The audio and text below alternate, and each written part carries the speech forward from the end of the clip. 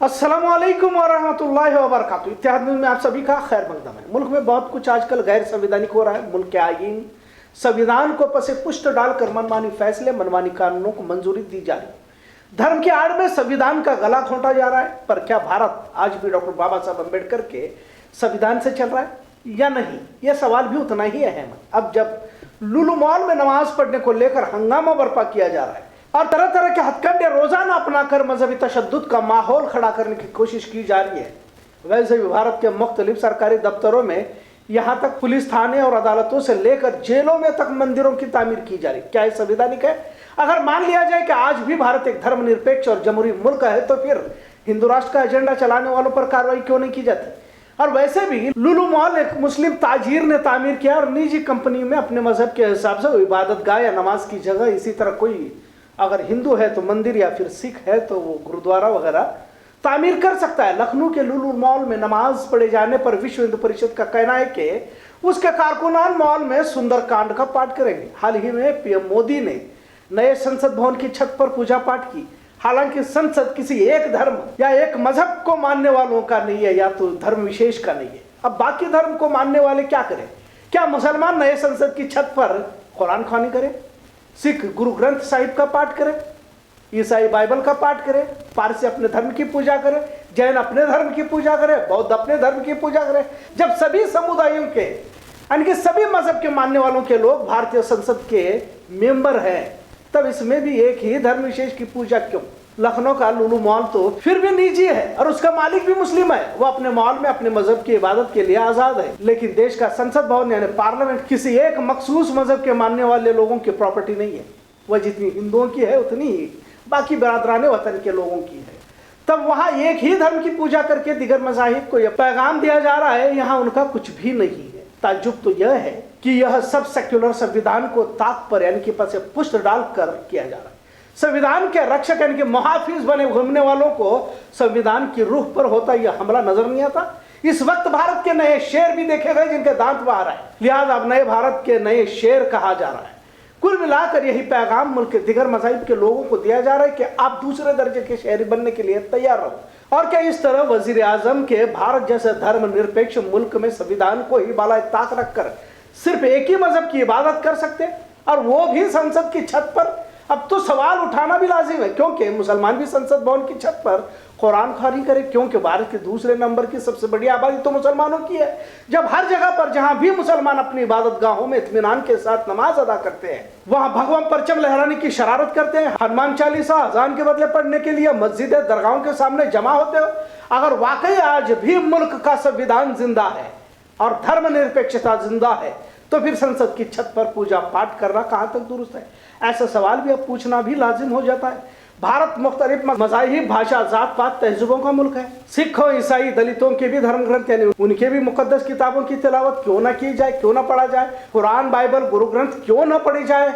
ऐसा सवाल भी अवाम की जानिब से किया जा रहा है। आज दिगर खबरों में अहम खबरें ये भी रही कि मोहम्मद जुबैर को तमाम मामलात में जमानत हासिल हुई, लिहाजा इन्हें आज रिहा किया गया। इसी तरह एक और मामले में 121 कबीलाई यानी आदिवासी लोगों को 5 साल जेल में नक्सलाइट की मदद के जुर्म में गिरफ्तार कर अदालत की जानिब से रिहा किया गया। इंसाफ का तमाशा भी देखिए, इन्हें 5 साल तक अंडर ट्रायल जेल में रखा गया और इन 5 सालों में महज 2 बार अदालत ले जाएगा। दलाल और चाटुकार मीडिया जहां सुबह शाम द्रौपदी मुर्मू को राष्ट्रपति उम्मीदवार बनाने को लेकर भाजपा मोदी सरकार का मास्टर स्ट्रोक और ना जाने क्या क्या कहकर मोदी की इमेज को बढ़ाने की कोशिश करती है, वहीं इन 121 आदिवासियों को 5 साल तक फर्जी मुकदमों में फंसाने पर खामोशी इख्तियार किए हुए।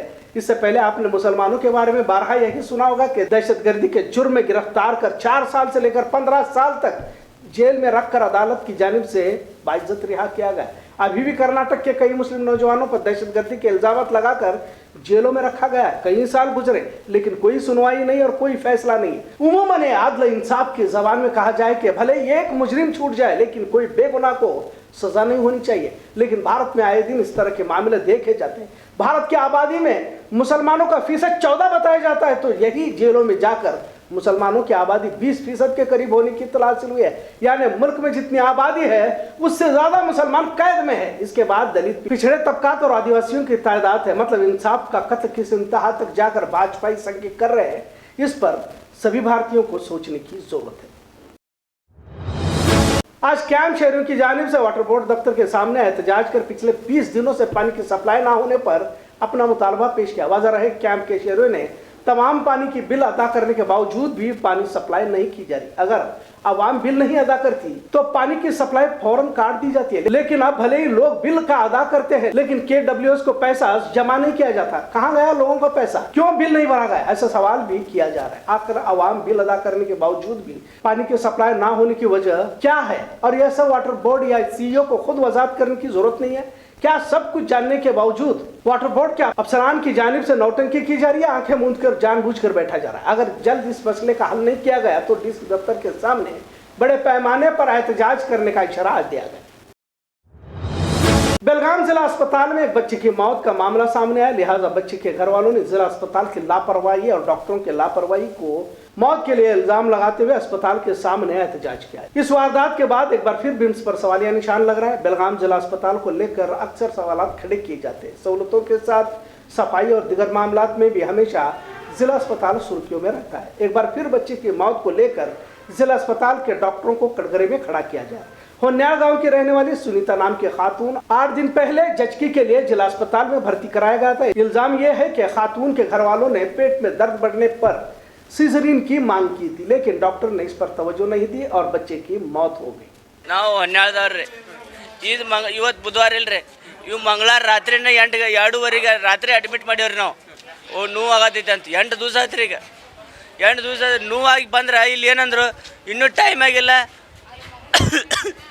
ಹಂಗೆ ಈಗ ಎಲ್ಲ ಹೇಳ್ರಿ ಅವ್ರು. ಅಂದ್ಕೂಡಲೇ ಮರನೇ ದಿವ್ಸ ಮಾಡ್ತೇವೆ, 2 ದಿವ್ಸ ಬಿಟ್ಟು ಮಾಡ್ತೇವೆ, 3 ದಿವ್ಸ ಮಾಡ್ತೇವೆ, ಔಷಧ ಹಾಕಿ ಮಾಡ್ತೇವೆ, ಟ್ಯಾಬ್ಲೆಟ್ ಹಾಕಿ ಮಾಡ್ತೇವೆ ಅಂತ ಏಕೆಜೆ ಅಲ್ಲಿಂದ ಇಲ್ಲಿ ಮಟ್ಟ ಚಕ್ಕೋತ್ ಬಂದ್ರಿ ಅವ್ರು. ಆಮೇಲೆ ನಾರ್ಮಲ ಮಾಡ್ತೇವೆ ಅಂತ ಹೇಳ್ರಿ.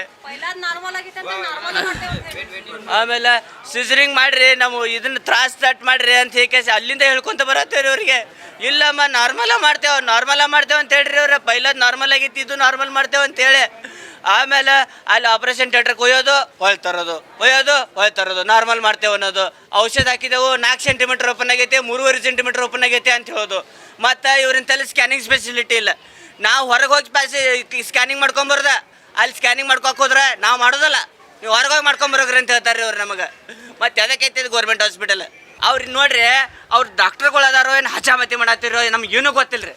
ನಮ್ಮನ್ನು ಒಟ್ಟೆ ಯಾರೂ ಒಳಗೆ ಬಿಡೋಂಗಿಲ್ಲ ಅವ್ರೆ. ಡಾಕ್ಟರ್ಗಳಂತ ಯಾರೂ ಇಲ್ಲರಿ, ಎಲ್ಲರೂ ಸತ್ತಾರ ಇಲ್ಲಿ.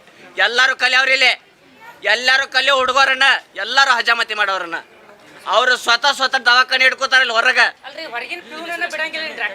ಅದು ಸಿವಿಲ್ ಹಾಸ್ಪಿಟಲ್ ಬಂದ್ ಮಾಡೋದ್ರಿ ಒಟ್ಟೆ ಇದ್ರೆ. आज एक वीडियो काफी वायरल हुआ है। उड़पी जिले के बैंदूर तालुका में शिरूर टोल गेट से एक तेज रफ्तार एम्बुलेंस टकरा गई। इस वारदात में 4 लोगों की मौत हो गई और एक की हालत काफी नाजुक बताई जा रही है। एम्बुलेंस मरीजों को होन्नावर से कुंदापुर ले जा रही थी। इसी दौरान तेज रफ्तारी और एम्बुलेंस ड्राइवर की लापरवाही के चलते एम्बुलेंस टोल से टकरा गई। नतीजतन एम्बुलेंस में सवार मरीज की बीवी और एम्बुलेंस के स्टाफ की मौत हो गई। एक टोल अटेंडेंट शदीद जख्मी हो गया और उसे अस्पताल में भी भर्ती कराया गया। एक खातून 2 मर्दों की मौत हो गई। एम्बुलेंस में सवार मरीज की भी मौत हो गई। बेंदूर थाने में मामला दर्ज कर दिया गया। मयत उत्तर कन्नड़ जिले के होन्नावर के रहने वाले थे। होन्नावर के लोकेश माधव नाइक, उसकी बीवी ज्योति और रिश्तेदार गजानन नाइक, मंजुनाथ नाइक। मरीज लोकेश माधव नाइक को हादसे के समय उड़पी KMC अस्पताल में मुंतकिल किया जा रहा था। मरीज लोकेश माधव नाइक को श्रीदेवी मल्टी स्पेशलिटी अस्पताल में भर्ती कराया गया। उसे आगे के इलाज के लिए KMC अस्पताल ले जाने की हिदायत दी गई थी। वह डॉक्टर के हिदायत पर अमल करते हुए एम्बुलेंस में तमाम सवार नेशनल हाईवे बेंदूर पर NH 66 पर सफर कर रहे थे। इस समय टोल रोड पर एक गाय को टक्कर मारने से बचाने की कोशिश में 4 लोगों की मौत वाक़ई हुई। यानी कि एक गाय को बचाने के चक्कर में 4 लोगों को अपनी जान देने की नौबत पेश आई। यह हादसा आज शाम 4 बजे पेश आया। खबरों का सिलसिला यूं ही चलता रहेगा। देखते रहिए इत्तेहाद न्यूज़। शुक्रिया, अल्लाह।